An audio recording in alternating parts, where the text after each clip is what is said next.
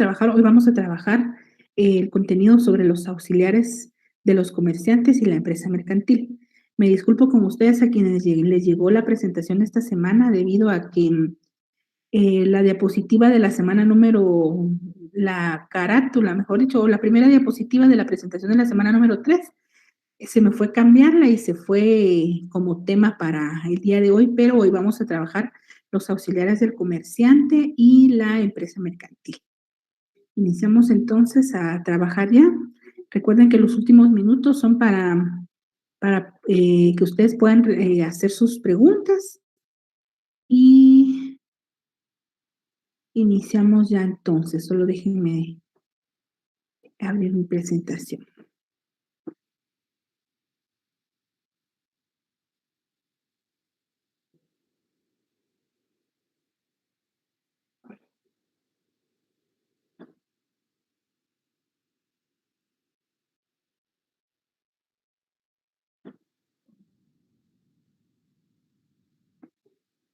Bien.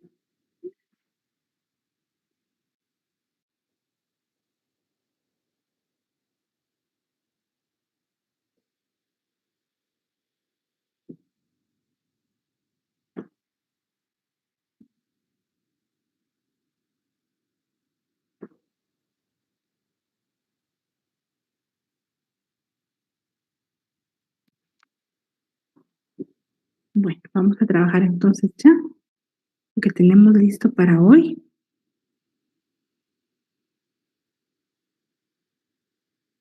Gracias, compañera, muy amable, compañera Ángela, y le voy a agregar a usted también el contenido de la semana número 4, que por error no se la envié. Bueno, compañeros, iniciamos entonces a trabajar en esta semana. Yo les decía hace un minutito que a quienes les llegó la presentación de la semana número 4, me disculpo porque no cambié los temas de esta semana, pero hoy vamos a trabajar los auxiliares del comerciante, las obligaciones profesionales de los comerciantes y la empresa mercantil. Eso es lo que vamos a tener para trabajar en esta tarde y es un contenido muy bonito. Iniciamos diciendo que nuestro código de comercio está organizado por medio de 4 libros. Y si ustedes verifican, el primer libro dice de los comerciantes y sus auxiliares. Dijimos en la primera clase que los comerciantes son aquellas personas que en nombre propio y con fines de lucro ejercen cualquiera de las actividades contenidas en los primeros artículos del Código de Comercio, específicamente contenidas en el artículo número 2. Entonces, ¿qué es lo que pasa? Cuando nosotros conocemos que estamos frente a un auxiliar del comerciante o frente a un comerciante puro. En sí, la característica es que los comerciantes van a ejercer las actividades mercantiles en nombre propio. No van a decir que van a actuar en nombre de otra persona o en representación de otra persona. Los auxiliares del comerciante son las personas que se dedican también a todas las actividades mercantiles, pero con la diferencia que ellos van a actuar o en el actuar que ellos tienen en cada una de estas actividades mercantiles, lo que ellos hacen es que ellos actúan en nombre de un representante, es decir, no actúan en nombre propio, sino que lo hacen actuando en nombre de otra persona. Concepto de los auxiliares del comerciante. Concepto. Toda persona que interviene en el tráfico mercantil en representación del principal, le vamos a llamar así a otra persona que es comerciante, con quien le une una relación, esta relación puede ser de dependencia o puede ser contractual, es decir, que dependa del comerciante o se una al comerciante por medio de un contrato. Puede ser un contrato administrativo, un contrato de agencia, dependiendo, ahorita vamos a analizar cada auxiliar del comerciante. O puede ser incluso un contrato laboral. Entonces, podría ser una relación laboral. ¿Cuáles son los elementos principales de un auxiliar del comerciante? Primero es que no va a ejercer el comercio por sí mismo o en nombre de sí mismo, sino que el auxiliar del comerciante va a ejercer todas las actividades relacionadas al comercio, pero por nombre, en nombre y en cuenta de otro sujeto. Y ese sujeto es el principal y es el comerciante. Segundo elemento es que él va a actuar en representación, que no va a actuar en nombre de él mismo, sino que va a actuar en nombre del principal o del comerciante. Inciso C es que hay una relación a lo interno, que puede ser una relación de trabajo, o a lo externo, que puede ser una relación de representación. Y lo vamos a ver específicamente cuando trabajemos ya los auxiliares del comerciante de forma individual. En el inciso C es que esa relación jurídica que existe entre el auxiliar del comerciante y el comerciante puede ser de diversa índole. Es decir, que puede ejercer las actividades del comerciante por medio de un mandato, un nombramiento o por medio de un contrato de trabajo. Si lo hace por medio de un mandato, entonces podría ser, por ejemplo, un gerente de una empresa. Y entonces, a un gerente, para que pueda él celebrar contratos y pueda él celebrar negocios en nombre y por cuenta de un principal, tiene que tener otorgado un mandato, es decir, una persona, ustedes ya saben, están estudiando notariado, pues este es un contrato por medio del cual una persona nombra a otra persona, existe el mandante y el mandatario, que va a actuar en nombre y por cuenta y representación de este y de acuerdo al tipo de mandato que hayan elegido. Podría ser un mandato con representación, un mandato sin representación, un mandato especial para alguna de las estipulaciones que establece tanto el Código Civil como el Código de Notariado. Puede ser por medio de un mandato que debería ser inscrito, debe ser para que tenga validez en el registro de mandatos y poderes del organismo judicial. Puede ser por medio de un nombramiento, es decir, que, por ejemplo, se le da el nombramiento también de un gerente y entonces no necesita un mandato, sino que podría ser que bajo los estatutos de la sociedad mercantil establezca que solo con el acta de nombramiento y de representación de esa empresa mercantil, pues tiene todas las cualidades suficientes para celebrar contratos y para celebrar cualquier tipo de transacción. Ahí estamos con una relación jurídica de nombramiento. Y también puede ser por cuenta o por una relación jurídica de trabajo. ¿Qué significa ello? Por ejemplo, una persona que esté dependiente de una farmacia, el principal es el dueño de la farmacia, pero el dependiente, es decir, la persona que atiende al público, ejerce todas las actividades que debería hacerlas el comerciante, atiende a las personas, cobra, organiza documentos y todo esto, pero lo hace por medio de un contrato de trabajo. Entonces, principalmente los auxiliares del comerciante van a depender de un comerciante principal. Nunca van a ser ellos los dueños del comercio, sino ellos van a representar a otra persona. A ellos se les llama auxiliares del comerciante. Esto, lo contenido o todo lo relacionado a los auxiliares del comerciante, lo encontramos desde el artículo 263 hasta el artículo 331 de nuestro Código de Comercio. Creo que, si no estoy mal, ya vamos pasando ese articulado en las tareas que han quedado semana a semana. Yo les suplico no descuiden sus leyes y no descuiden la lectura del código, porque recuerden que las preguntas que se proyectan en clase no son las únicas que van a venir, sino hay variedad de preguntas y entonces ustedes deben tener muy en cuenta que hay que estar presente en la conferencia semana a semana para que ustedes entiendan mejor lo que estamos platicando y también no deben descuidar la lectura de sus leyes y la lectura de sus artículos, por favor. Muy bien. Quise trabajar yo con ustedes este esquema. Este esquema para mí es, creo que es muy, permítame conmigo, solo voy a salir de acá. Quiero verificar si estoy grabando mi clase. Sí estoy grabando. Bueno, disculpen ustedes. Bueno, para mí trabajar por medio de esquemas se me hace mucho más fácil. Entonces, vamos a ir trabajando unos esquemas durante este semestre y yo les suplico a ustedes que las presentaciones que a ustedes les lleguen, pues que ustedes las valoren y que ustedes las trabajen. Y no es que sean ustedes envidiosos o que yo les diga que no las compartan, a excepción de los compañeros que están inscritos en el programa, pero si no se estudia, si no se está en clase, entonces de balde las van a tener y no las van a valorar o tener en cuenta. Así que, por favor, ustedes manejen este material. Vamos a trabajar con los auxiliares del comerciante. Dentro de los auxiliares del comerciante vamos a tener al agente de comercio, a los dependientes, a los factores, a los distribuidores o representantes, al corredor y al comisionista. Vamos a iniciar entonces a conocer quiénes son los primeros. Y en este orden, en el orden del código, vamos a conocer primero a los factores, que están en el artículo 263, es decir, el tercer cuadro que tenemos acá en este esquema. Los factores, artículo 263, leemos primero el recuadro rosado. Los factores son los gerentes. Tienen a su cargo la dirección de una empresa o un establecimiento. Este negocia y contrata a nombre y por cuenta del comerciante.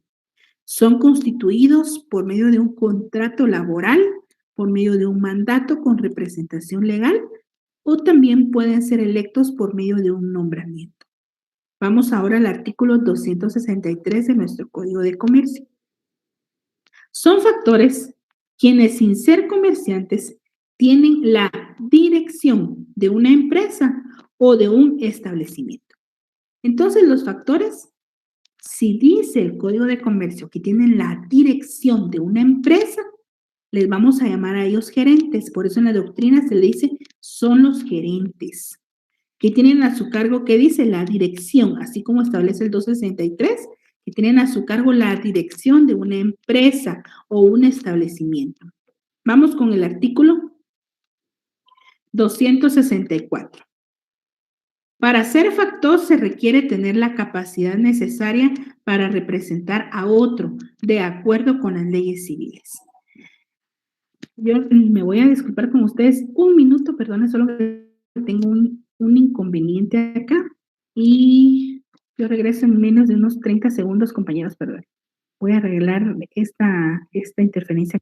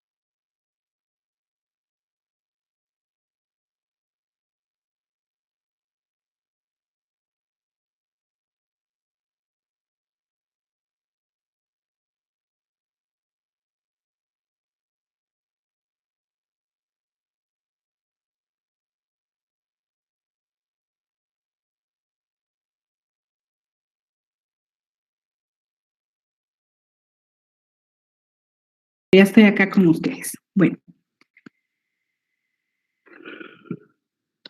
vamos a continuar entonces con la lectura del artículo 264.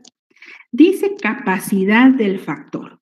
Para ser factor se requiere tener la capacidad necesaria para representar a otro de acuerdo con las leyes civiles.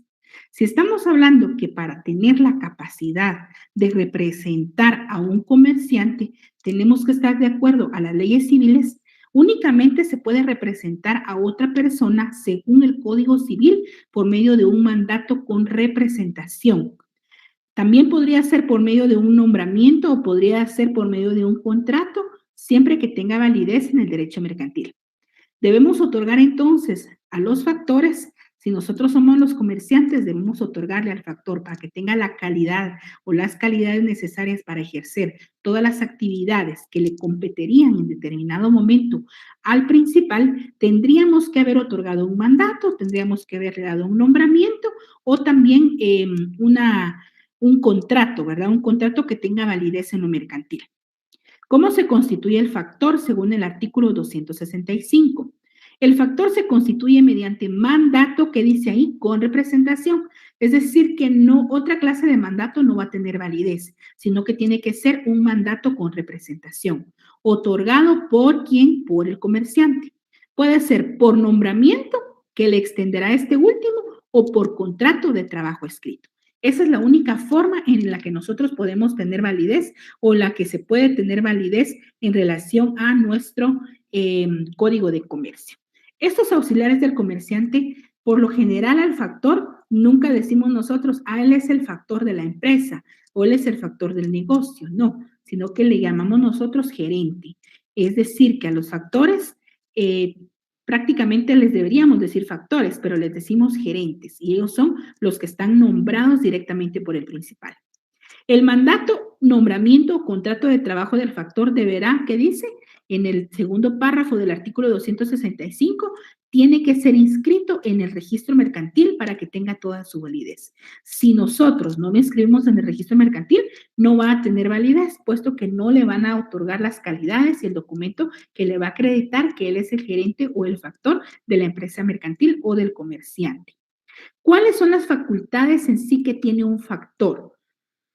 El factor que careciere de mandato con representación otorgado por el comerciante siempre será facultado por Ministerio de la Ley para realizar todas las operaciones y para celebrar los contratos corrientes relacionados con el objeto de la empresa o del establecimiento que dirija. Es decir, que según el 266 del Código de Comercio, el factor tiene la facultad de celebrar todos los contratos corrientes relacionados con el objeto, relacionado con el quehacer diario de la empresa o del establecimiento que vaya a dirigir, porque recordemos que él es el gerente.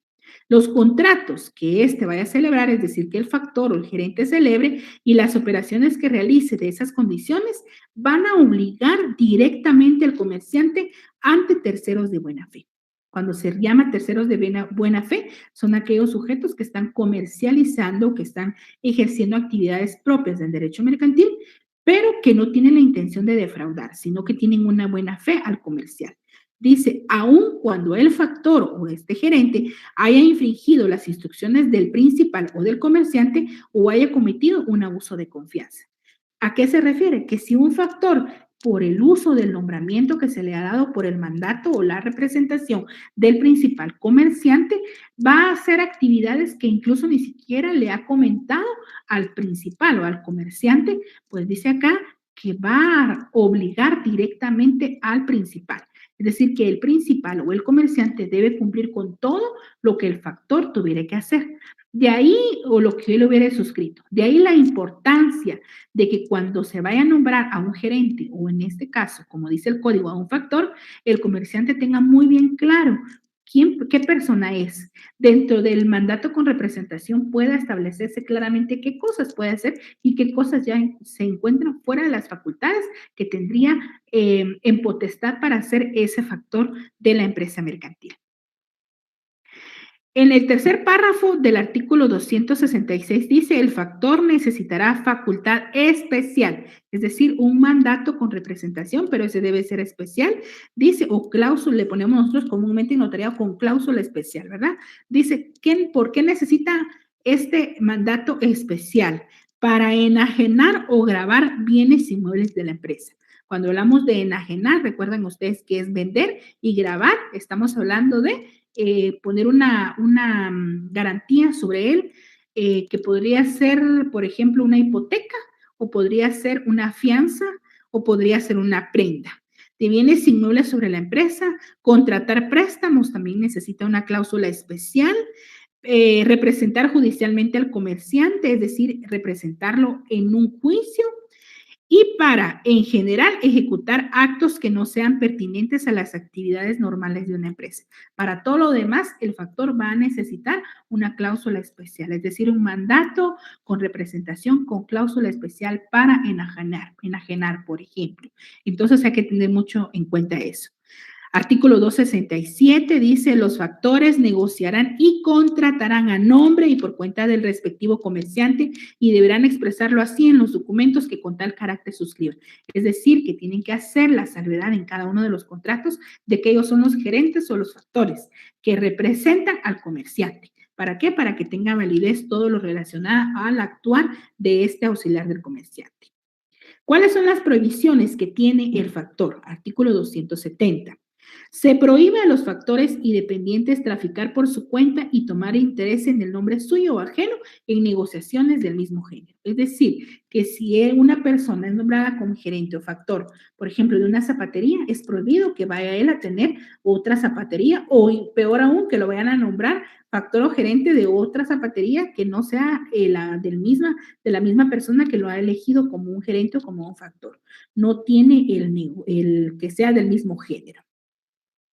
Prolongación de las funciones, artículo 271, la calidad del factor de un establecimiento o empresa no termina ni se interrumpe por la muerte del comerciante. Es decir, que debe estipularse directamente dentro del nombramiento que se le haga, ya sea mandato, el contrato o el nombramiento que se le haga, entonces se tiene que establecer en qué fecha va a dejar de fungir como gerente o como factor de esa empresa mercantil. ¿Para qué? Para que sepamos en qué momento van a terminar sus funciones. De lo contrario, aún muere el comerciante y aún él puede seguir ejerciendo en relación y por cuenta de ese comerciante. Ahí estamos en relación al factor del 263 al 272 del Código de Comercio. Pasamos al segundo auxiliar del comerciante y lo encontramos en el artículo 273, que son los dependientes. Y estos son muy fáciles de entender. Dependientes, le damos primero el recuadro rosado. Sustituyen al factor, al que acabamos de estudiar. Por eso es que vamos así en ese orden para no perdernos. Sustituyen al factor y al comerciante en su trato con el público. Los gerentes no tratan con el público. Los comerciantes no tratan con el público según esto, o sea, sustituyen. ¿Qué significa? Que no es que no traten, sino que en sus funciones o por el alto cargo que ellos vayan a desempeñar, pues quizás no tienen la ventaja de poder interactuar con el público directamente que realiza las actividades mercantiles o que hace que se muevan las actividades del negocio. Entonces, los dependientes van a sustituir al factor y al comerciante en su trato con el público. Estos están ligados por contrato de trabajo y pueden ser dependientes encargados de atender al público dentro de un establecimiento o pueden ser también solo dependientes viajeros. Y esto lo vamos a encontrar del 273 al 279 del Código de Comercio. Así que iniciamos trabajando el 273. Leamos el contenido del 273 del Código. Son dependientes quienes desempeñan constantemente alguna o algunas gestiones propias del tráfico de una empresa o establecimiento por cuenta y en nombre del propietario de estos. Pues ahí no nos dice mayor cosa de los dependientes, porque sabemos que todos los auxiliares van a ejercer en nombre y por cuenta de una empresa o un establecimiento. Leamos ahora las facultades según el 274. Los dependientes encargados de atender al público dentro del establecimiento en el que trabajan. Fíjense, ¿qué van a hacer entonces los dependientes?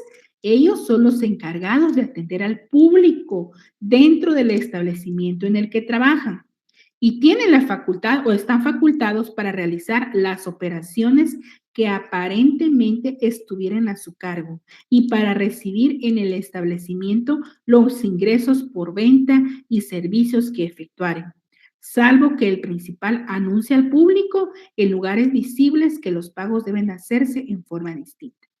¿Qué significa eso de los dependientes? Un dependiente puede ser una persona a la cual vamos nosotros a una zapatería y es la persona que nos está atendiendo, la que nos dice si nos toma unos zapatos de una vitrina, en la que nos pregunta el nombre, en la que nos averigua si hay disponibilidad y no o no en el número o talla que nosotros necesitamos, en el color que nosotros queremos. Y si no hay, nos ofrece otro producto que sea parecido o el que esté en oferta. Es la persona que está directamente atendiendo al público. Esa es la persona que se le llama en el Código de Comercio auxiliar del comerciante llamado dependiente. Estos dependientes van a tener una relación o la relación que tienen directamente con el comerciante es por medio de un contrato de trabajo. Ellos son trabajadores. Ellos no tienen un nombramiento como los factores. Ellos no se les tiene que otorgar un mandato. Ellos solo están ligados al principal por medio de un contrato laboral. Significa eso que se le tiene que pagar prestaciones, se tiene que cumplir el horario establecido, se tiene que dar las horas o llenar las horas mínimas por semana. Si trabaja de más, hay que pagarle esas horas extras. ¿Por qué? Porque está realizando actividades propias del comerciante, pero no es comerciante, es auxiliar del comerciante y como está ligado a él por medio de un contrato laboral, entonces este se rige por los derechos que tiene por medio de su contrato laboral. ¿Cómo se pueden clasificar estos dependientes? Estos dependientes están, la clasificación la vamos a encontrar en el 274 y 275. Las del 274 son los que acabamos de leer y esos son los que están encargados de atender al público. Ellos son los que tienen la relación directamente al público y los del 275 son los dependientes viajeros. Leamos por favor 275. Los dependientes viajeros se considerarán autorizados para operar a nombre y por cuenta de los principales y para recibir el precio de las mercaderías que vendan, para que cualquier limitación a tales facultades surta efectos contra terceros. Deberá constar con caracteres visibles en los formularios utilizados para la suscripción de los pedidos. Ellos también, lógicamente, van a depender por medio de un contrato de trabajo con el principal. Los dependientes encargados al público son como la persona que les mencionaba yo que nos va a ofrecer los zapatos. Ahora, los dependientes viajeros, veamos ahora, por ejemplo, no voy a mencionar nombres, pero imaginémonos los que reparten en las tiendas lácteos o pan. Ellos están ligados al principal por medio de un contrato laboral, ejercen las actividades propias del comercio, pero la hacen en nombre y por cuenta del principal, o sea, la persona que los contrató. Y son viajeros porque no están en un lugar atendiendo al público, sino que ellos tienen que viajar de lugar en lugar, entregando las ventas que son solicitadas al principal. Entonces ellos entregan, vean, recuerdan ustedes o ustedes imagínense, llevan ellos un vehículo, puede ser que repartan huevos, que repartan lácteos, que repartan pan, galletas o que repartan golosinas. A ellos son a los que se les llama los dependientes viajeros. Tienen las mismas características porque son los que se relacionan directamente con el público, pero ellos no venden en un lugar, sino que ellos viajan y por eso se les llama dependientes viajeros. Los dos están ligados por nombre y por cuenta de un contrato laboral. Y esto pongan mucha atención, porque las preguntas van a ir orientadas hacia eso. ¿Cuál es la facultad que tiene cada uno de los auxiliares del comerciante? ¿Cómo se hace su nombramiento? ¿Y a través de qué están ligados al principal? Por ejemplo, los factores están ligados por medio de un contrato, por medio de un mandato, de un nombramiento. Y en cambio, los dependientes están ligados al principal por medio de un contrato de trabajo. Muy bien, avancemos por favor 276. La recepción de mercaderías o documentos que el dependiente hiciere por cargo del principal se tendrá como hecha por este. No, si él no reclamó, el principal ya no lo puede hacer, porque se tendrán por cuentas o por recibidas por este. Artículo 277. Esto es para los que son dependientes. Ni los factores ni los dependientes, ahí incluye a los dos, de comercio pueden delegar en otros los encargos que recibieren de sus principales, sin noticia y consentimiento de estos. Y en todo caso, de hacer esta delegación, en otra forma, responderán directamente de las gestiones de los sustitutos y de las obligaciones contraídas por estos. Es decir, un dependiente demostrador, por ejemplo, un dependiente que está en una zapatería, no puede decir, ay, hoy amanecido enferma, entonces va a ir mi mamá o va a ir mi prima a hacer mis funciones. Si previamente no ha tenido la confianza o no tiene la confianza necesaria con el comerciante que le ha contratado. Un factor mucho menos, porque el factor, recuerden que tienen un nombramiento, un mandato, no se pueden abrogar, no se pueden delegar esas funciones. Provisiones generales 278. No pueden los dependientes derogar o modificar las condiciones generales de contratación o las cláusulas impresas en formularios de la empresa, ni exigir el precio de mercadería, de las cuales no hagan entrega o remesa, ni conocer prórrogas o descuentos que no sean los acostumbrados por la empresa. Es decir, que si les dan formularios para la venta, para la entrega del material, no pueden ellos cambiar sus formatos, sino que tienen que mantener los mismos. ¿Cuál es la responsabilidad de los factores y de los dependientes? Responderán a sus principales por los daños y perjuicios que causen a estos por haber precedido con dolo, culpa o en infracción de la ley o de las órdenes o instrucciones que ellos les hubieran dado, todo sin perjuicio de responsabilidad directa del principal frente con el tercero. Es decir, que ellos van a responderle directamente al principal. Y ahora a terceros, es decir, a los que Por ejemplo, a los compradores o a los que están celebrando contratos con los factores, ¿quién va a responder? No el dependiente ni el factor. Ellos le responden al principal, pero el principal le responde a los terceros. Ahí estamos con los dos primeros, factores y dependientes.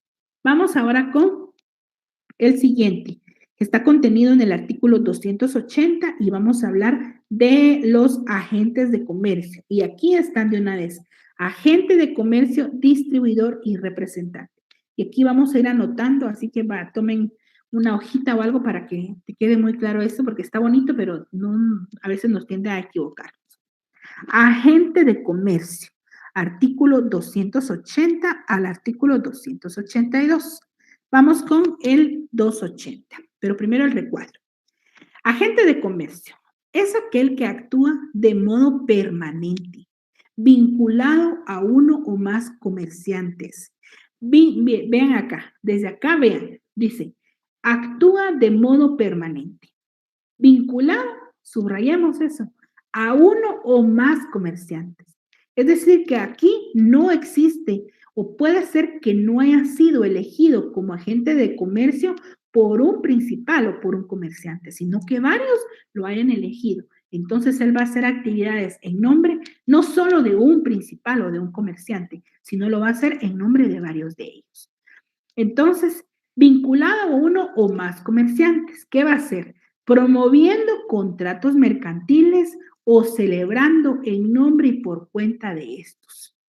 Estos pueden ser agentes independientes o agentes dependientes o agentes exclusivos. Otra vez, ¿cómo pueden ser los agentes de comercio independientes, dependientes o exclusivos? Estos venden mercadería ajena por cuenta y orden del principal. Ahora vamos al artículo 280, por favor. Agentes de comercio. Son agentes de comercio las personas que actúan de modo permanente en relación con uno o varios principales, promoviendo contratos mercantiles o celebrándolos en nombre y por cuenta de aquellos. Los agentes de comercio pueden ser, primero, dependientes. ¿Cuándo van a ser dependientes? Si actúan por orden y cuenta del principal, forman parte de su empresa y están ligados a este relación por medio de una relación de carácter laboral. Es decir, que los agentes de comercio que son dependientes, pero aquí nada que ver con el anterior auxiliar del comerciante, que son los dependientes. No, agente de comercio se clasifica en independientes, dependientes o exclusivos. ¿Cuáles son los agentes de comercio dependientes? Ellos van a actuar en nombre por cuenta del principal, van a celebrar sus contratos y todo, pero ellos van a estar ligados al principal por medio de un contrato laboral. Ellos son los agentes. Los independientes actúan por medio de su propia empresa y están ligados con el principal por medio de un contrato mercantil llamado contrato de agencia. Entonces, cuando vemos nosotros los agentes del comercio, lo que hace la gente del comercio es que ellos van a actuar siempre en nombre y por cuenta del principal. ¿Y qué es lo que van a hacer? La promoción de contratos mercantiles. Ellos van a promover el contrato o van a celebrar el contrato. Dos cosas que van a hacer ellos. Celebran contrato o promueven los contratos. Por ejemplo, nosotros conocemos los famosos agentes de seguros. Los agentes de seguros llegan con nosotros y nos indican, ¿verdad? Por ejemplo, una institución bancaria, ellos tienen, por ejemplo, digamos así como, no sería la palabra correcta oferta, sino que tienen, pues ofrecen al público la celebración de estos contratos. Podría ser un contrato de seguro de un automóvil, por ejemplo. Entonces, ellos son agentes de comercio. El agente que es dependiente es el que el banco lo contrata y le dice, usted va a ser nuestro agente de seguros y va a promover los contratos. Promueve, ¿por qué? Porque puede ir con 10, pero puede ser que no celebre ningún contrato ese día. Pero puede ser que las 10 personas a las que visitó, entonces puede ser que haya celebrado 5 contratos. Él de una vez lleva los contratos y los celebra. Ese es un agente de comercio que es un agente dependiente. Y un agente independiente dice que actúa por medio de su propia empresa y están ligados al principal por medio de un contrato de agencia. La diferencia entre un agente de comercio dependiente e independiente es que el dependiente tiene un contrato laboral con el comerciante, es decir, por ejemplo, con una sociedad mercantil o, por ejemplo, con un banco. Y los independientes, ellos son ya agentes de seguros. Entonces, yo tengo, por ejemplo, una mi agencia de venta de seguros. Y entonces yo tengo un seguro de este banco A, del banco B, del banco C, D, E, y entonces yo ofrezco al público la celebración de estos contratos, pero están ellos conmigo ligados o yo estoy ligado hacia ellos por medio de un contrato que se llama contrato de agencia. Y por eso es que ellos actúan por su cuenta por medio de ese contrato de agencia, porque yo voy a representar en este caso a varios principales y no solo a un comerciante o a una sociedad, sino a varios comerciantes. Ahora, vean acá dice que estos pueden ser independientes, dependientes o pueden ser exclusivos. Vamos a ver y sigamos leyendo, por favor, el artículo número 280. Los agentes de comercio independientes también podrán celebrar contratos mercantiles por cuenta propia para vender, distribuir, promocionar o colocar bienes o servicios en el territorio nacional cuando así lo haya convenido con el principal. Es decir, que ellos pueden celebrar con otros sujetos contratos mercantiles, que es lo que les acabo de explicar. Ahora, vamos por favor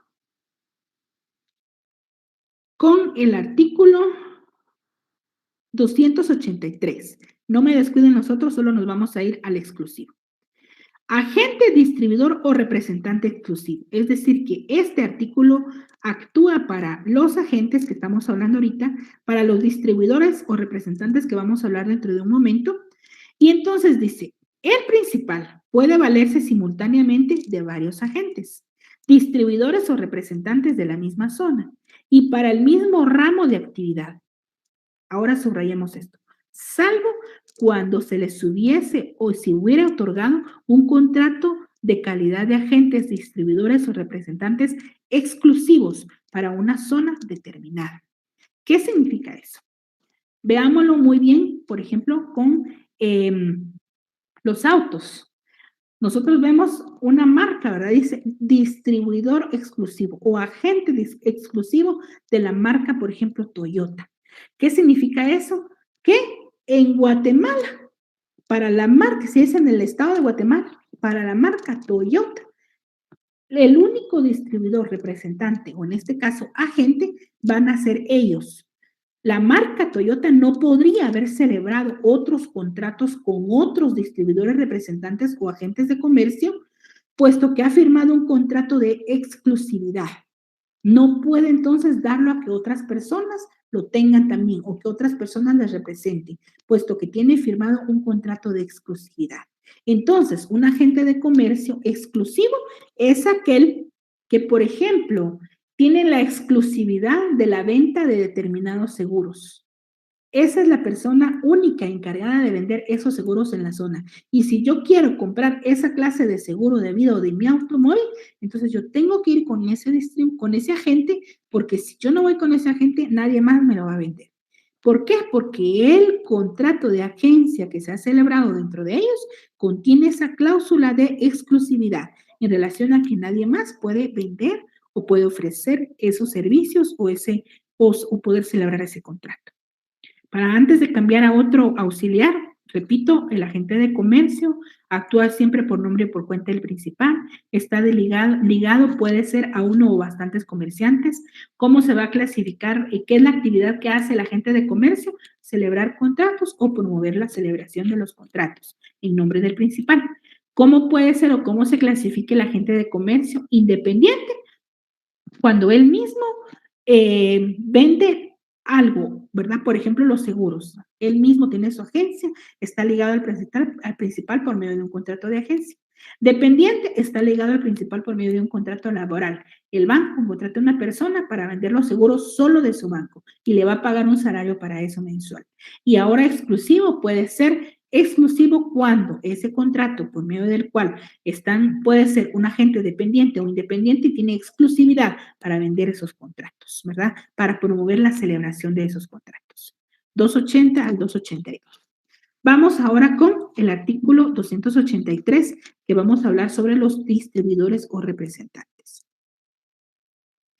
Perdonen, aquí vamos al 280, pero tercer párrafo. Y ahí vamos a corregir. 280, tercer párrafo. Son distribuidores o representantes quienes por cuenta propia, significa en primer lugar que el distribuidor o representante es lo mismo. Vamos a ir viendo acá cuál es la diferencia pequeña. Son distribuidores o representantes quienes por cuenta propia venden, distribuyen, promueven, expenden o colocan bienes o servicios de una persona natural o jurídica, nacional o extranjera, llamada principal, a quienes están ligados por medio de un contrato de distribución o representación. ¿Cuál es la diferencia en que yo sea un distribuidor o un representante? El contrato. Si mi contrato se llama contrato de distribuidor, de distribución, soy distribuidora. Si mi contrato se llama contrato de representación, soy un representante. Pero en sí, distribuidor o representante, según el tercer párrafo del artículo 280, tienen las mismas calidades. Dice, son distribuidores o representantes quienes por cuenta propia venden, distribuyen, promueven, expenden o colocan bienes o servicios de una persona natural o jurídica, nacional o extranjera, llamada principal, a quienes están ligados por un contrato de distribución o representación. Ellos lo que hacen es que adquieren en masa y venden en masa. Esa es la diferencia. Eso es lo que hace un distribuidor o un representante. ¿Qué significa eso? Puede ser un distribuidor de determinado producto, un representante de determinado producto. Eso es lo que hacen ellos. Leamos el recuadro rosado. Son aquellos que por cuenta propia venden, distribuyen, promueven, expenden y colocan, ¿qué dice? Bienes o servicios. Cuando hablamos de bienes, podrían ser automóviles, podrían ser muebles, podrían ser casas. Y cuando se habla de servicio, podría ser servicio de internet, servicio de, ¿qué es lo que se vende ahora en masa? Un servicio de telefonía nacional. Ellos son distribuidores o representantes. Servicios, entonces colocan bien en esos servicios de una persona natural o jurídica, nacional o extranjera, llamada principal, a quienes están ligados por medio de un contrato de ¿qué? Distribución o representación. Son distribuidores si están ligados por medio de un contrato de distribución o son representantes si están ligados por medio de un contrato de representación. Están capacitados para facturar al cliente y lucrar con la diferencia. Ellos son los distribuidores o representantes. Por ejemplo, en Quetzaltenango hay un agente de automóviles distribuidor exclusivo. Recuerden ustedes que esa exclusividad se aplica también a los distribuidores y representantes. Entonces ellos es una agencia de automóviles y son los únicos distribuidores exclusivos en la zona de Occidente de esa marca de automóviles. Entonces ahí estamos hablando de que ellos pueden colocar bienes o servicios a las otras personas y pueden ser distribuidores o pueden ser representantes según el contrato. Leemos nuevamente el artículo 200, leamos el artículo 281. Salvo pacto en contrario, este aplica a los agentes. Leamos, por favor, el artículo 283. Agente, distribuidor o representante exclusivo. Vuelvo a leer este artículo porque habla nuevamente de la exclusividad, pero ahora no de los agentes, sino del distribuidor y representante. El principal puede valerse simultáneamente de varios agentes, distribuidores o representantes en la misma zona y para el mismo ramo de actividad, salvo cuando se le hubiera otorgado por contrato de calidad de agentes, distribuidores o representantes exclusivos para una zona determinada. Por ejemplo, dice distribuidor exclusivo de la marca Videa. Significa que en el estado de Guatemala, los únicos encargados de distribuir esa marca de automóviles son ellos. Por eso de una vez dice distribuidor exclusivo de la marca Videa. ¿Por qué? Porque ellos tienen un contrato de distribuidores exclusivos. No solo son distribuidores exclusivos. ¿Estamos bien ahí, compañeros? Muy bien. Vamos ahora, por favor, vamos a ir un poquito rápido porque yo sé que ustedes ya van en relación a esto adelantado y lo que yo les estoy explicando es lo más importante dentro de cada uno. Vamos ahora con el corredor. Artículo 292, por favor. 292. 92. El corredor. Muy bien. Corredor. Este está muy fácil de entender y dice, es aquel que en forma independiente y habitual se dedica a poner en contacto a los interesados en la conclusión de un negocio, sin estar ligado a ninguna de las partes por relaciones de colaboración, dependencia o representación. Debe ser autorizado por el registro mercantil. El corredor es una persona que pone en contacto a una persona con otra para que ellos celebren un contrato. En nuestro medio, a los corredores, pues no se le dice la diferencia del precio que paga uno con otro. Nosotros en nuestro común andar le decimos comisión, pero se le debería llamar corretaje. Es un ejemplo muy simple y tal vez no apropiado, pero por ejemplo, hay una persona que es dueña de un perrito y otra persona tiene una perrita. Y entonces los dos los llevan para que ellos jueguen, ¿verdad?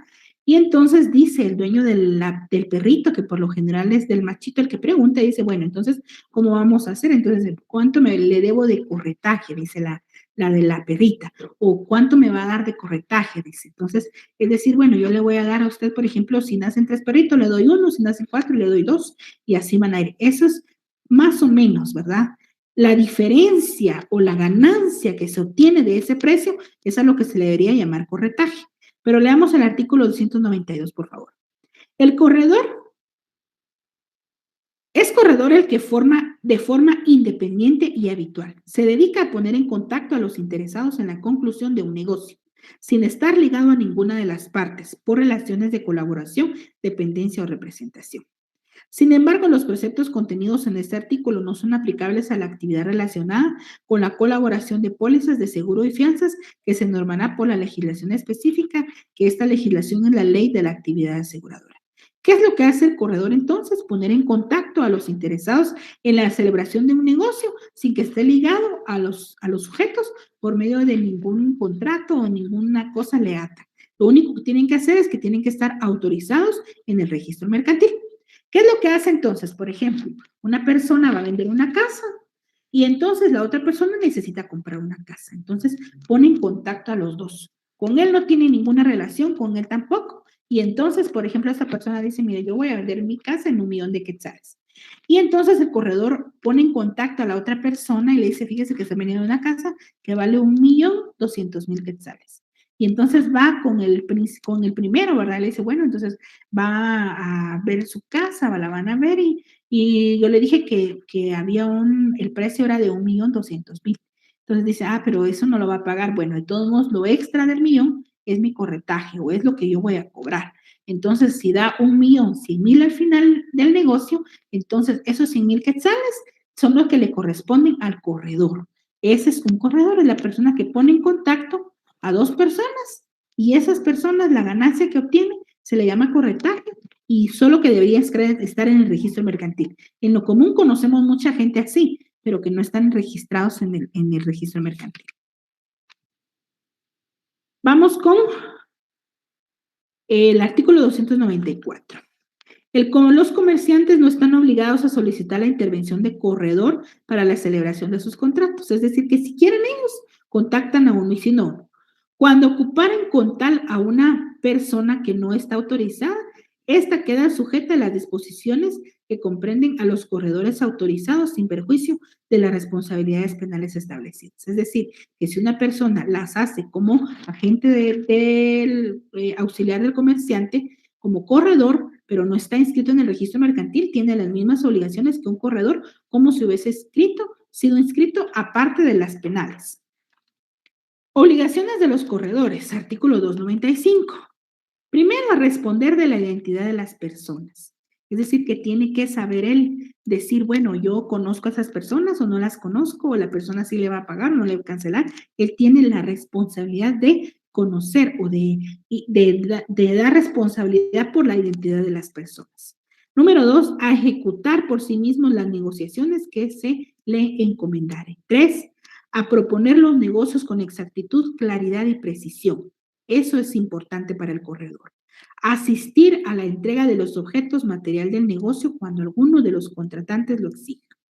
A responder de las operaciones sobre títulos de crédito de la identidad de la firma del último endosante o del girador en su caso y a recogerlos para entregarlos al tomador. Estos términos los vamos a entender ya a partir de las próximas semanas, que vamos a hablar sobre los títulos de crédito. 6. A conservar marcada con su sello y con los de los contratantes mientras el comprador no las reciba a su satisfacción una muestra de las mercaderías, siempre que la operación se hubiera hecho sobre muestra. A expedir a costa de los interesados que lo pidieren o por mandato de autoridad, certificación de los asientos correspondientes a los negocios en que haya intervenido, a extender al comprador una lista firmada y completa de todos los títulos negociados con su intervención con indicación de todos los detalles necesarios para su debida identificación. A anotar en su registro los extremos esenciales de los contratos en que haya intervenido. Guardar el secreto en todo lo que concierne a los negocios que se les hubiera encargado. Estas son las obligaciones que tiene un corredor. Las prohibiciones: ejecutar negocios mercantiles por su cuenta o tomar interés en aquellos bajo nombre propio o ajeno, o sea, inclinarse a una de las partes, desempeñar en el comercio el oficio de cajero, tenedor de libros o contador o dependiente, exigir o recibir remuneraciones superiores a las que se hubieran convenido, dar certificaciones sobre hechos que no constaren en los asientos de los registros. Los libros que debe llevar un corredor es un libro de registro encuadernado y foliado en el cual se sentarán por día y orden de fecha bajo numeración todos los negocios ejecutados en su mediación. Esto es porque tiene obligaciones de conocer la identidad de los contratantes. Y estos libros, recuerden ustedes que ahora con las disposiciones de todo lo mercantil, pues podrían llevarse también de forma electrónica. Un libro en el cual consignarán los nombres y domicilios de los contratantes. Estos libros deben ser previamente autorizados. Y el artículo 301, que habla del contrato de corretaje. En virtud del contrato de corretaje, una o más partes interesadas en la conclusión de un negocio se obligan a pagar al corredor el corretaje. Aquí aparece. ¿Cómo se llama la ganancia del corredor? Entonces, corretaje. Si el negocio se concluye por efecto de su intervención. Es decir, que si él no intervino, pues tampoco le van a tener que pagar el corretaje. Pero si sí intervino, entonces ahí él tiene el derecho de ganarse. Vamos ahora con el último de los auxiliares del comerciante, que es el comisionista. Artículo 303. Por favor, comisionista. Dice, los comisionistas es quien por cuenta ajena realiza actividades mercantiles. Leamos el recuadro rosado.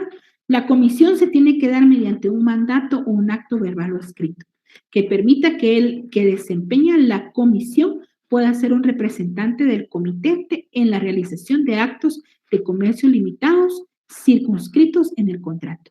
El comisionista tiene derecho a una remuneración y al reembolso de los gastos en que incurra por la comisión. Ahí estamos. ¿Qué son los comisionistas? En sí, los comisionistas los vamos a ver como personas que son hábiles para ejercer comercio por cuenta ajena. Ellos generalmente, los comisionistas, van a necesitar una patente de conformidad con el reglamento especial de haber recibido por parte del comerciante o por escrito o por palabra, ¿verdad?, el encargo de realizar determinado negocio. Entonces, los comisionistas son los que por cuenta ajena realizan actividades mercantiles. Leamos, por favor, el artículo 304, en donde dice que tiene que tener patente. Si el comisionista actuara como tal, habitualmente deberá obtener patente de acuerdo con el reglamento respectivo. Entonces, el comisionista, ¿qué hace? Obra en nombre propio. Leamos el 306. El comisionista puede obrar en nombre propio, aunque trate por cuenta de otro. Y ya les vamos a ver esto. Por consiguiente, no tiene obligación de manifestar quién es la persona por cuya cuenta contrata, pero queda obligado directamente hacia las personas con quienes contrata como si el negocio fuese propio. Es decir que, por ejemplo, una persona se dedica al cultivo de aguacates, veamos esto, ¿verdad? Entonces, esa persona es un ingeniero que tiene una finca y se mantiene muy ocupada y entonces tiene mucho aguacate y lo quiere comercializar porque no lo quiere perder, no quiere perder lo que invirtió ahí. Y entonces se contacta el comisionista con él o ya sea el dueño se va a contactar con el comisionista. Y entonces el comisionista lo que hace es celebrar contratos. Si quiere dar a conocer quién es el dueño de la finca que está vendiendo sus aguacates. Puede ser que lo venda todo junto o que lo venda por partes. El comisionista entonces tiene el derecho a la remuneración, al costo, al pago de todos los gastos que hubiera incurrido. Por ejemplo, le dicen, mire, yo le voy a vender esta, esta cosecha de aguacates, pero yo no la voy a levantar, no voy a pagar gente que los corte ni nada, yo solo se la voy a vender así como está. Entonces el comisionista tendría que ver, contratar a las personas que hagan el corte, después que hagan el empaque y que lo lleven a determinado lugar y sobre todo eso va a cobrar la comisión, ¿verdad? Es una persona que a diferencia del corredor no hace contacto con las partes, sino que el comisionista si quiere da a conocer o relaciona a las dos partes. El comisionista, el corredor sí debe ver que las dos partes se conozcan. El comisionista puede actuar él en nombre propio, pero también es responsable frente a los terceros con los negocios que estuviera celebrando. Ahí en adelante vienen todas las obligaciones en relación a la persona que vaya a celebrar contrato de comisionista o que vaya a ejercerlas de comisión. El 331 dice, la comisión termina por muerte o inhabilitación del comisionista.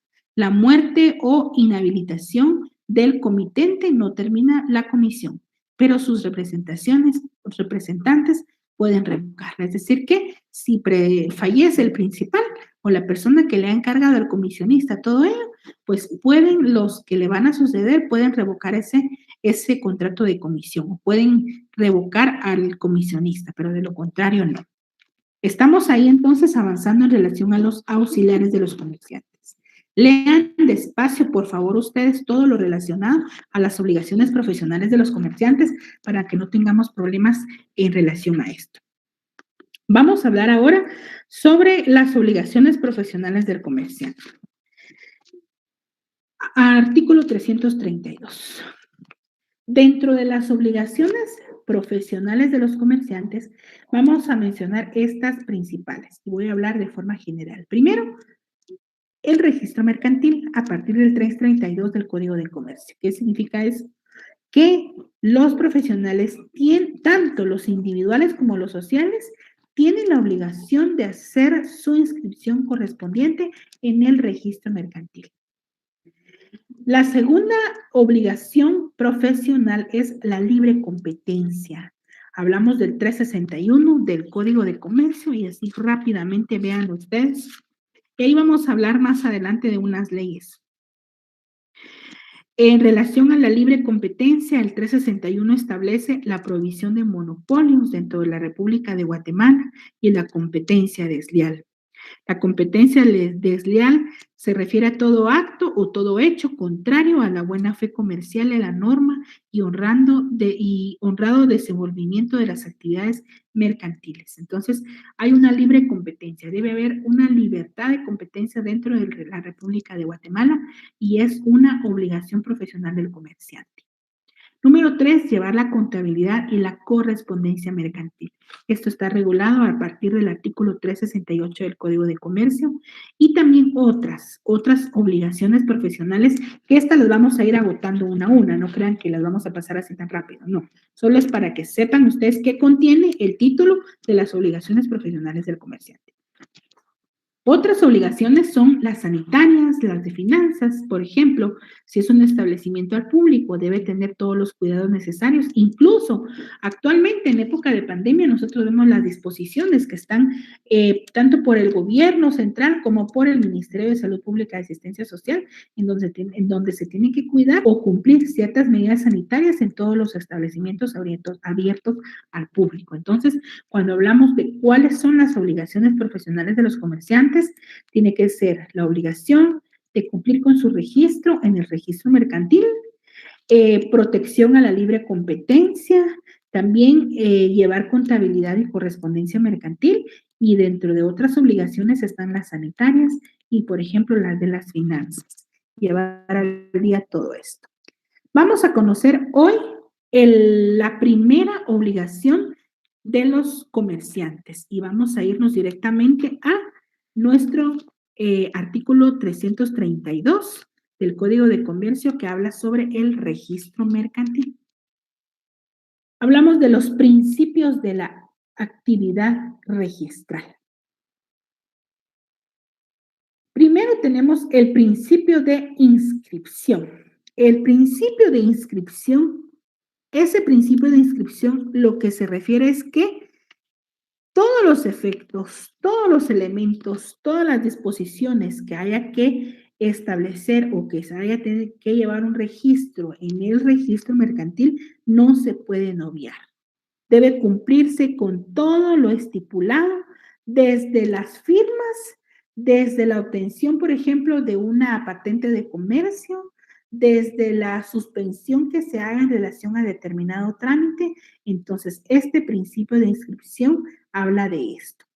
Este principio de inscripción tiene que ver que tiene que sujetarse, los comerciantes deben estar sujetos a este principio de inscripción.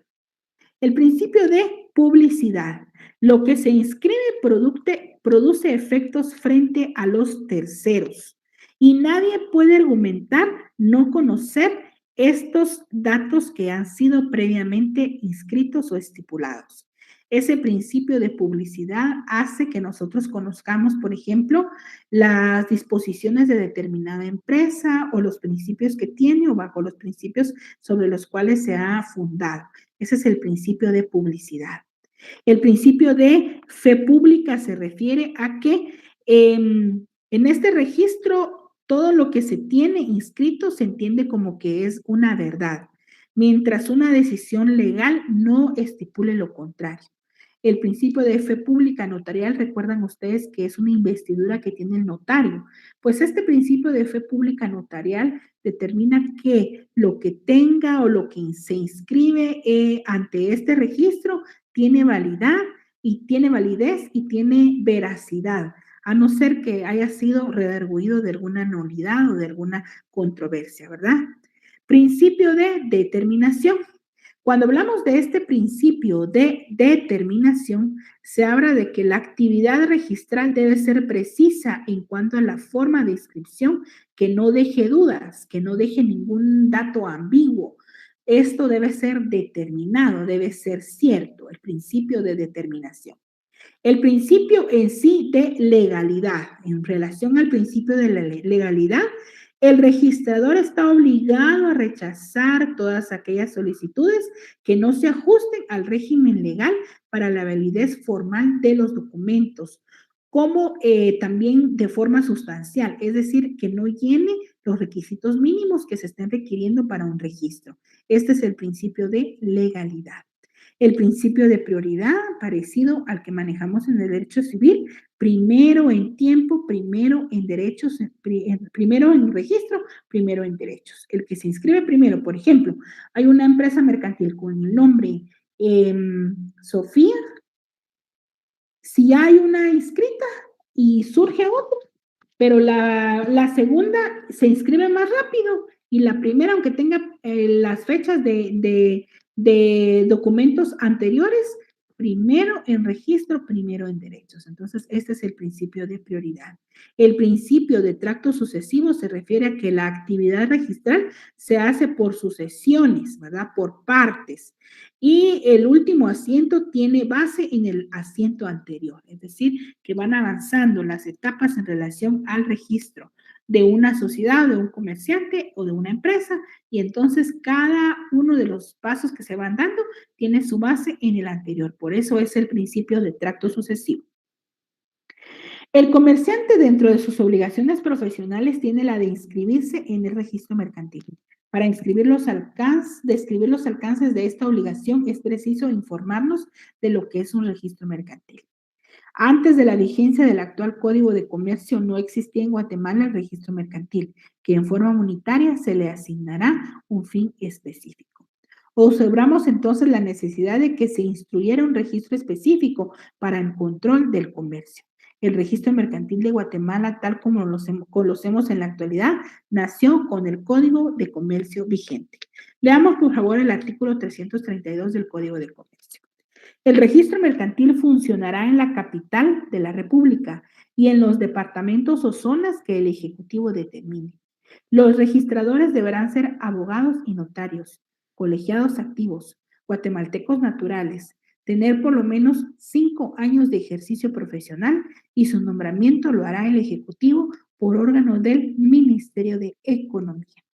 El registrador de la capital deberá inspeccionar por lo menos 2 veces al año los demás registros mercantiles y de las faltas o defectos que observare, dará cuenta inmediatamente al Ministerio de Economía proponiendo las medidas que estime pertinentes. El Ejecutivo, por intermedio del citado ministerio, omitirá los aranceles y reglamentos que procediere. Emitirá, perdón. Bueno, ahí estamos en relación al registro mercantil. El registro mercantil, entonces, es una institución que nace con nuestro actual Código de Comercio. Anteriormente no había algo que hiciera o que velara por el correcto funcionar de las entidades relacionadas al comercio. A partir del surgimiento de nuestro registro mercantil, entonces empiezan a dar sus principios, sus funciones y se empieza a establecer todo el procedimiento que deben seguir todas aquellas negocios o todos aquellos sujetos que deban o que quieran realizar actividades propias del comercio, necesitan ser inscritos en el registro mercantil. Muy bien, vamos a hablar. ¿Quiénes pueden o quiénes tienen la obligación de registrarse o de inscribirse en el registro mercantil? Artículo 334. ¿Quiénes son? Vamos a ver, 334, los comerciantes individuales que tengan un capital de 2,000 o más. De todas las sociedades mercantiles, todas las sociedades tienen que inscribirse. Empresas y establecimientos mercantiles comprendidos dentro de estos extremos. De los hechos y relaciones jurídicas que se especifiquen en las leyes y de los auxiliares del comercio. Ellos son todos los que tienen obligación de reinscribirse dentro del registro mercantil. El registro mercantil, entonces, entendemos que es una dependencia estatal que funciona dentro del rol administrativo del Ministerio de Economía. En la actualidad tiene su asiento principal en la capital. Al frente del registro está el registrador mercantil. Es la persona que desempeña ese cargo, debe reunir las facultades de ser abogado y notario, ser colegiado activo, ser guatemalteco y tener un mínimo de 5 años de ejercicio profesional. Para el control de la materia objeto del registro se deben llevar los siguientes libros, según el 333. Van a llevarse el libro de los comerciantes individuales, de las sociedades mercantiles, de empresas y establecimientos mercantiles, libro de auxiliares del comercio, libro de representación de documentos, otros libros que sean necesarios para otras inscripciones que sean necesarias o que sean otorgadas por la ley, y también índices y libros auxiliares. El registrador es nombrado ¿por quién? Por el organismo ejecutivo, es decir, por el presidente. ¿Por conducto de quién? Del Ministerio de Economía. El registrador mercantil, entonces, o el registro mercantil es una institución pública. Esa es su naturaleza jurídica, que se constituye como una función pública. Vamos a ver rápidamente, quiero ver cómo estamos en relación a mi horario. Fíjense que yo me disculpo con ustedes la semana pasada porque yo no sé por qué pensé yo que nuestro horario terminaba a las 5 menos cuarto. Y yo estaba así bien preocupada porque yo dije, me robé todavía unos minutos de otro compañero. Pero me di cuenta que no, que mis clases terminan hasta las 5 de la tarde y yo iba de apurarme para responder sus preguntas, pero no me percaté de eso. Así que hoy les voy a dar 15 minutos más. A las 5:15 terminamos. No. Vamos aunque yo creo que un compañero me escribió que terminaban hasta las 5:15. O sea, la otra clase hasta las 5:15. Entonces, alguien me indica si es cierto bueno, que también no les quiero robar su receso, pero yo termino a las 5. Procedimiento de una inscripción de sociedad mercantil. Quiero decirles que este esquema o este procedimiento que yo estoy viendo o que tienen ustedes en pantalla es un registro, es un esquema mínimo y legal. ¿Qué significa eso? Que aquí hay muchos pasos que hay que seguir O sea, hay formularios y todo esto, pero según nuestro código de comercio, esto es lo que se tiene que hacer.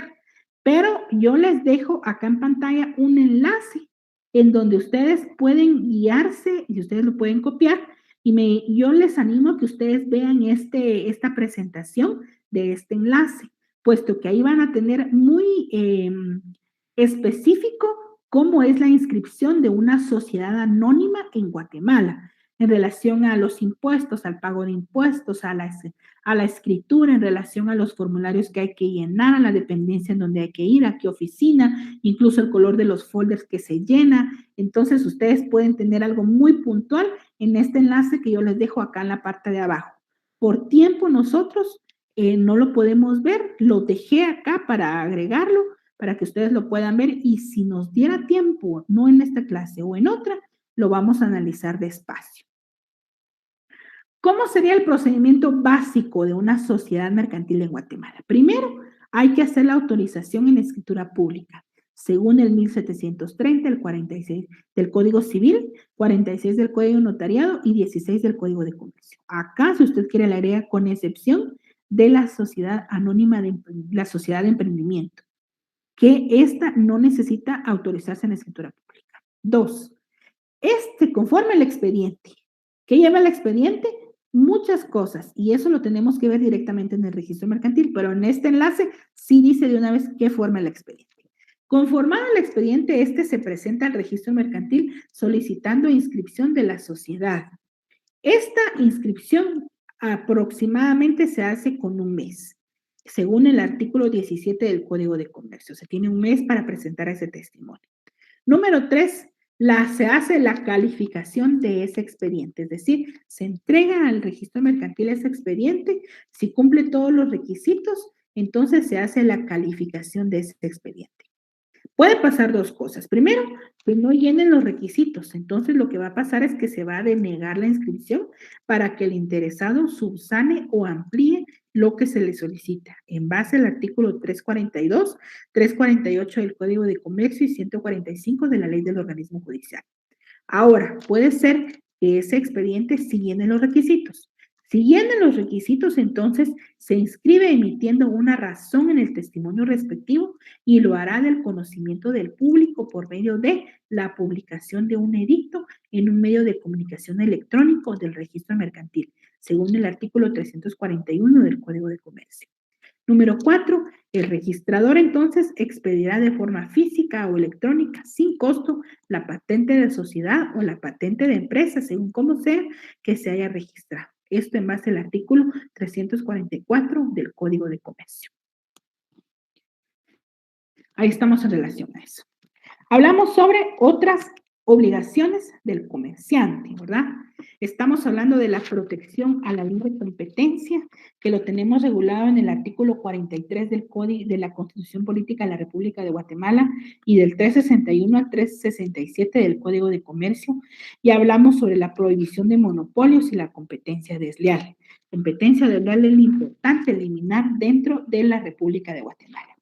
Otra obligación del comerciante, puesto que la primera era la inscripción en el registro mercantil. 2, la protección a la libre competencia. Vamos con el 3, contabilidad y correspondencia mercantil. Esta tiene por objeto el control del movimiento patrimonial de un comerciante para demostrar en cualquier momento cuál es el estado de una organización empresarial. El número 4 o la número 4, que son otras obligaciones, obtener, por ejemplo, el registro sanitario del establecimiento mercantil. También tiene que inscribirse en el Ministerio de Finanzas según qué tipo de inscripción se haya hecho en el registro mercantil. Obligaciones para con las autoridades, por ejemplo, de minería, otras dependiendo de la naturaleza del comerciante. Entonces, ahí estamos en relación a las obligaciones profesionales de los comerciantes. Elementos de la empresa mercantil, esto lo vamos a ir viendo poco a poco porque vamos a trabajar la empresa mercantil en la otra clase, puesto que yo creo que estamos casi por terminar nuestro periodo y la empresa mercantil es muy, muy interesante. La otra semana, a partir de que yo me quedé aquí en esta diapositiva, yo voy a retomar mi clase en los elementos de la empresa mercantil. Acá tomo mi clase yo para la otra semana para dejarles claro esto y no explicarlo solo por cumplir con terminar mi presentación, sino que quiero que quede claro con ustedes. Entonces, a partir de la otra semana hablamos de los elementos de la empresa mercantil. Y estos 10 minutos que nos quedan, compañeros, los voy a dedicar para poder con ustedes responder algunas preguntas, así las que nos dé tiempo, porque no tenemos mucho espacio, ¿verdad?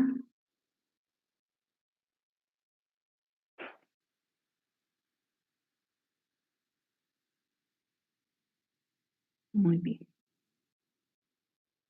Vamos a ver, solo cargo mi correo.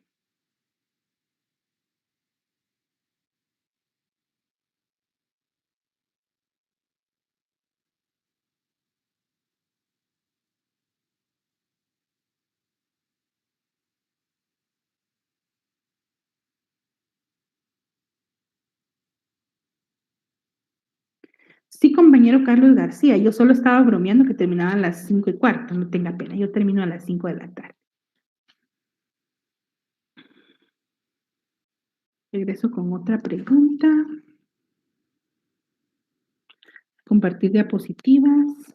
Ok, yo les envío en el transcurso de estos días las diapositivas. El contrato de corretaje y el de comisionista es laboral o mercantil. Es mercantil. Estos son auxiliares del comerciante y son mercantiles. De hecho, por eso el corredor tiene que inscribirse en el registro mercantil. No es laboral. Solo unos, por ejemplo, los dependientes son los que tienen una relación de tipo laboral y también los agentes dependientes. De ahí los demás tienen otro tipo de contrato. Compañero Arel también solicitan las diapositivas.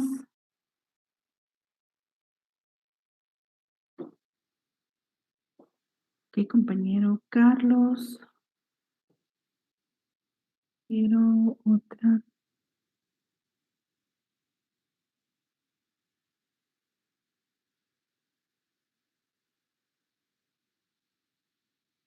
Varios son corredores. Acá me indica la compañera María Francela. Es cierto, compañera. La verdad es de que varios se dedican a ser corredores, a poner en contacto una persona con otra y no están inscritos en el registro mercantil. Pero recuerden ustedes que si no están inscritos, en cualquier problema que hubiera surgido en relación al actuar como corredor, tiene las mismas obligaciones como que estuviera inscrito en el registro mercantil. ¿Por qué el nombramiento y el mandato tienen las mismas responsabilidades? Eso va a depender del tipo de empresa o si es una sociedad, por ejemplo, el que va a nombrar a un factor, entonces va a depender de la estipulación del contrato social, es decir, cómo se hizo su escritura social. Entonces va a depender si ellos determinan que el factor siempre va a necesitar un nombramiento, solo nombramiento o por medio de un mandato. Y tienen que tener las facultades igualitas, ¿verdad? Las facultades que necesitan para actuar la empresa y si quieren agregarles otras facultades, le tienen que poner, recuerda, una cláusula especial.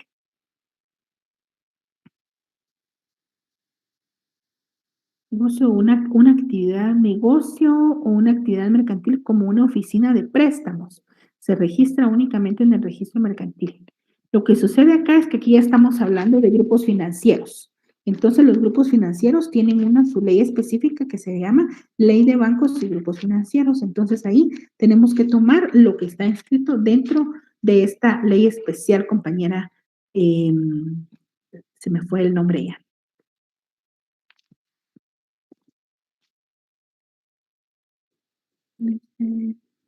No, la otra semana reciben clases todavía, compañera Sofía. Tenemos que agotar las 5 clases. La otra semana recibimos clases. Vamos a ver los tipos de contratos mercantiles y las características. Claro que sí, compañera. Compañera Ángela, vamos a ver en su momento todos los contratos mercantiles típicos y atípicos y también las características. Primero yo les voy a dar características de todos los contratos. Es decir, cuando se dice que es un contrato bilateral, oneroso, típico, atípico, todo, para que después cuando miremos cada contrato, ya rápido, los vamos a ver. Entonces ya ustedes van a saber, las características de este contrato son estos, porque es bilateral, es oneroso, es de trato sucesivo. ¿Por qué? Porque se me hace más fácil no estar viendo cada contrato. debido a que, imagínense ustedes, tenemos solo un semestre para agotar todo el contenido del derecho mercantil. Diapositivas, diapositivas.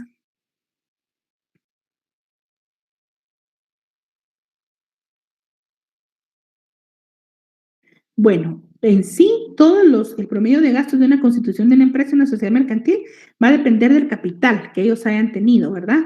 Y actualmente en Guatemala todos esos trámites son gratuitos. Lo que se paga es a quien hace los trámites, porque generalmente no lo pueden hacer las personas que constituyen una sociedad mercantil. Pero de lo contrario, pues no son muy generosos en relación a lo estatal, es decir, el Estado no cobra tanto.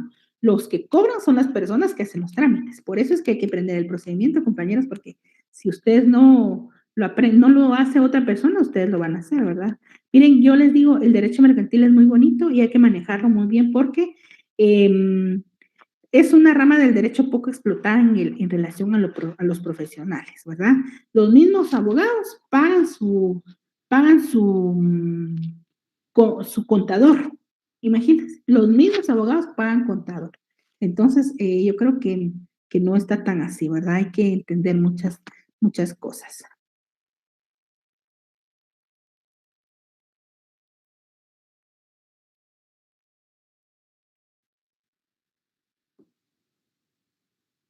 Bueno, pero recuerde, compañero, que los dependientes son un contrato laboral y como es un contrato laboral, se puede hacer de forma verbal. Ahora, los factores de una vez dice que ejercen la representación de la empresa o del comerciante. Entonces, me dice usted que hay profesionales que son nombrados como gerentes, pero que no tienen documentos, pero son gerentes solo de palabra, porque si no tienen ningún documento, no pueden actuar legalmente en la celebración de contratos en nombre del que los eligió, el nombre de la empresa o el nombre del comerciante individual. Es decir, yo le puedo decir a cualquiera, usted va a ser mi factor, me va a representar, pero si yo no le entrego nada, no lo va a poder hacer. Entonces, si usted me dice que conoce personas así, de hecho, habrán, ¿verdad? Pero son nombrados gerentes, pero no tienen las calidades de gerentes. ¿Por qué? Porque no tienen ningún tipo de documento. Entonces, tienen que tener ese documento. Presentación, presentación, presentación. La ventaja, compañera Elsa, de inscribirse como corredor es que pueden realizar cualquier clase de tipo de corretaje y son los que legalmente pues cuentan y tienen ¿cómo les dijera yo? Tienen la ventaja de tener la confianza de que están inscritos en el registro mercantil. Diapositivas, diapositivas, diapositivas. Gracias, compañera Mirna. Yo se la envío en esta semana. Presentación, compañera María.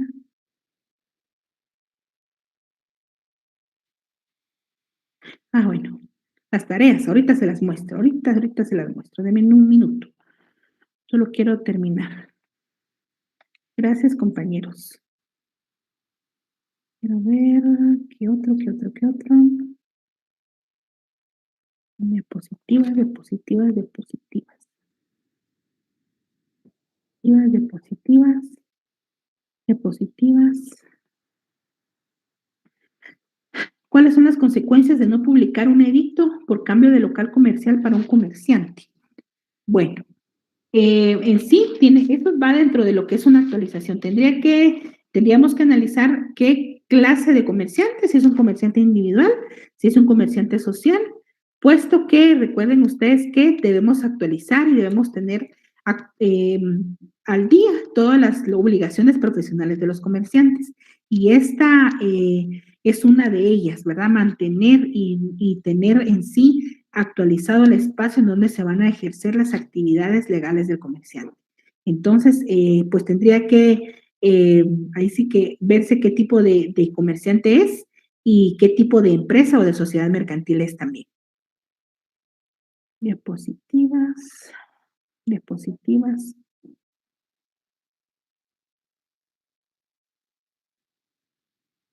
¿Quiénes de todos estos auxiliares del comerciante tienen derecho a las prestaciones de ley? Únicamente los que están ligados al principal por medio de un contrato laboral. En este caso serían los dependientes, que podrían ser los dependientes de mostrador, llamemos así, que son los que tienen al público, como les dije, la señorita de la zapatería, o los dependientes viajeros, que son los que andan también vendiendo de tienda en tienda o de lugar en lugar. Ellos tienen contrato laboral, entonces tienen las prestaciones de ley. Y también los agentes dependientes. Agentes dependientes, ¿por qué? Porque ellos están ligados al principal por medio de un contrato de trabajo. Todos los demás no tienen derecho a prestaciones laborales. Compañera Luisa también me solicita diapositivas, diapositivas, diapositivas, diapositivas.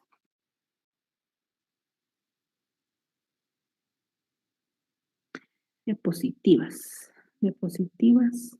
Aquí hay otra pregunta.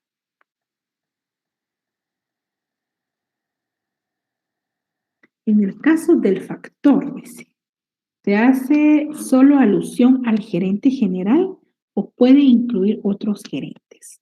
Bueno, en sí vimos que el gerente es el factor, ¿verdad? Entonces, yo le entiendo que, por ejemplo, dentro de una empresa podría haber un gerente de mercadeo, un gerente de organización, un gerente de recursos humanos, a eso lo entiendo. Pero tendría que, digamos, que por ejemplo, el comerciante ha otorgado o el principal ha otorgado varios mandatos, le va a otorgar cuáles son sus funciones a cada mandato.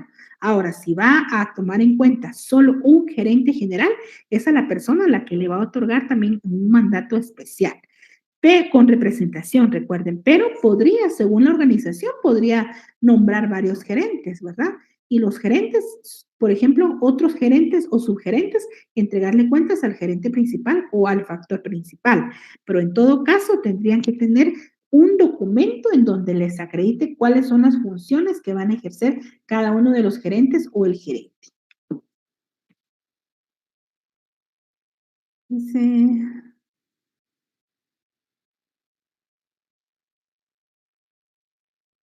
dice, con el edicto siempre se presenta el que sale en el diario o el electrónico. Sí, actualmente se puede hacer el electrónico. Se puede hacer. La verdad es de que generalmente nosotros como, bueno, yo soy abogada ya de unos varios años, entonces nosotros somos muy de apostar a lo anterior, pero debemos actualizarnos también. Y en relación a los edictos, cuando ustedes, les voy a aclarar algo, ¿verdad? Los edictos del registro mercantil tienen una clasificación y por lo general ellos son los que determinan en dónde se hacen esa clase de edictos. Ahora los edictos que nosotros encontramos en otras leyes, pues son los que conocemos nosotros en el diario oficial y en otro de mayor circulación, que por lo general utilizamos en la hora, porque es el que nos sale más económico, o sea, es el que tenemos más facilidad para pagar, ¿verdad? Bueno, no nosotros, sino que a veces por no pagar mucho, aunque cobremos bastante.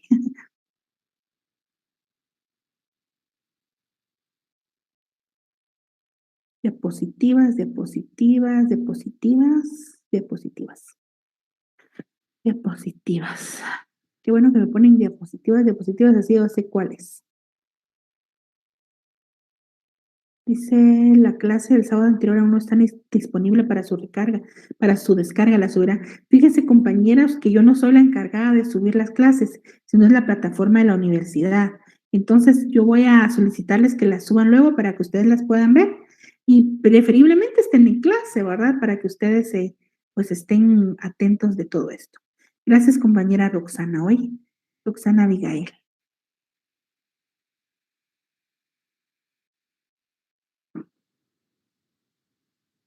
Ok, compañera Madeline. Diapositivas, diapositivas. Perdone, licenciada, ¿cuál es el fundamento legal de los principios? Me imagino que habla de los principios del registro mercantil. Estos son principios doctrinarios, compañera, que al momento de estudiar una institución jurídica se obtienen cuáles son los principios. Estos mayormente y con más claridad los puede encontrar en los libros del doctor René Arturo Villegas Lara, que es el que trabaja derecho mercantil, o también un libro que se llama Instituciones del Derecho Mercantil, que es un solo tomo, un gordito, pero contiene si no todo, pero contiene muchas cosas del derecho mercantil en Guatemala. Instituciones del derecho mercantil guatemalteco, un tomo. Y si quieren los 3 tomos, que son los mejores, del doctor René Arturo Villegas Lara, tomo 1, 2 y 3, en donde puede usted ampliar un poquito sobre lo que son los principios del derecho mercantil, del registro mercantil.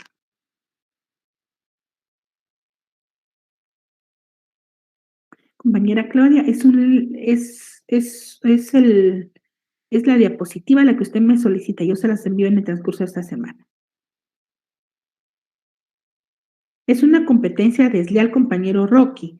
Si él está administrando otra del mismo, que no sea del mismo dueño y que lo eligió también como gerente, entonces ahí hay una competencia desleal, ¿verdad? Entonces hay que hacer el procedimiento para ello.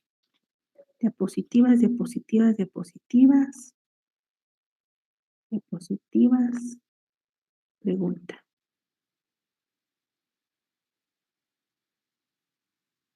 Las empresas legalmente constituidas deben publicar sus estados financieros. Pues ellos deberían hacerlo, ¿verdad? Deberían hacerlo. En las empresas, recuerden ustedes que si usted me habla de empresa, eso es de un grupo de personas o puede ser una empresa unipersonal de una persona. Ahora, si es una sociedad, esas sociedades tienen la obligación de dar a conocer al menos quiénes van a ser sus socios. Hay otras cosas que están muy restringidas para ellos.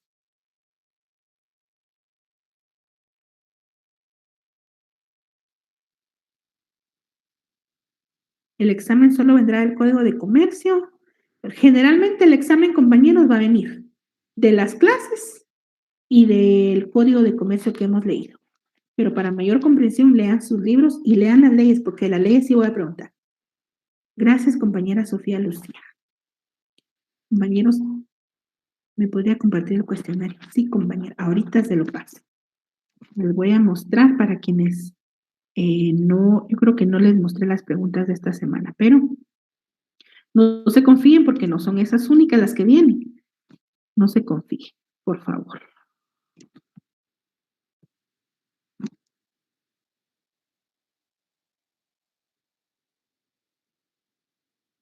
Solo les voy a mostrar las tareas de esta semana. Por favor, compañeras. Y también, a partir de acá trabajamos la otra semana, que la empresa mercantil es muy bonito estudiar. Y tengan a la mano su código de comercio. Ahorita les muestro solo que en el computador a veces ya tanta información se pone lenta. Aquí está. Lecturas obligatorias para la semana 5, títulos de crédito que son del artículo 385 al 254 del Código de Comercio, títulos de crédito, y vamos a leer también la Ley de Libre Negociación de Divisas y la Ley contra el Lavado de Dinero y otros activos. Ya le tomaron y eso es lo que siempre hemos visto y vamos a ver las preguntas. Esta es la primera.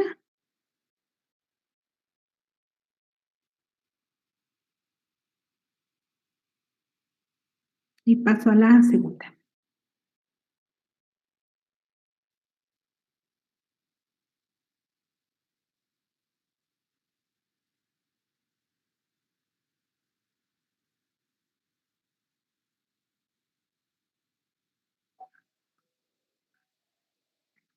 Bueno, compañeros, es un gusto haber trabajado con ustedes esta semana y yo pongo ya el día de mañana que les empiecen a enviar la presentación de la semana.